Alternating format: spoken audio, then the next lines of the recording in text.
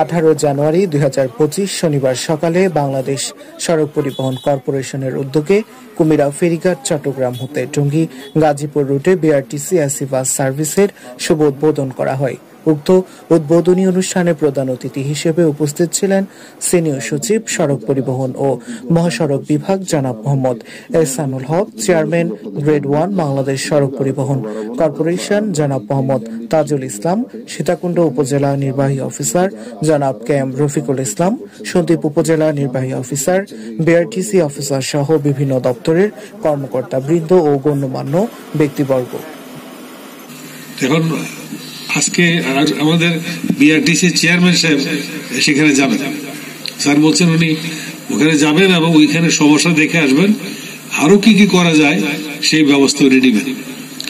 আমি আশা করি যে আপনাদের এই কিছুটা হলেও কষ্টের লাঘব হবে।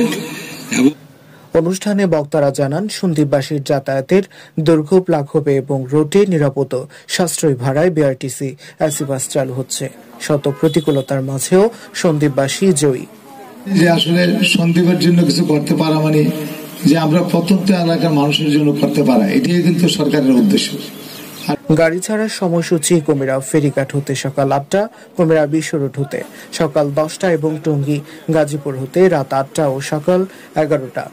এছাড়াও জনপ্রতি 700 টাকা ভাড়া নির্ধারণ করা হয়েছে। পরবর্তীতে প্রধান অতিথি ফিতা কাটার মাধ্যমে বাস উদ্বোধন করেন এবং যাত্রীদের ফুলের শুভেচ্ছা প্রদান করেন। সর্বশেষ বিআরটিসি চেয়ারম্যান সন্দ্বীপের সমস্যা দেখা এবং ব্যবস্থা গ্রহণের উদ্দেশ্যে নদীপথে সন্দ্বীপে যাতায়াত করেন। জায়েদ হোসাইন, রেডিও সাগরগিরি, সীতাকুণ্ড, চট্টগ্রাম।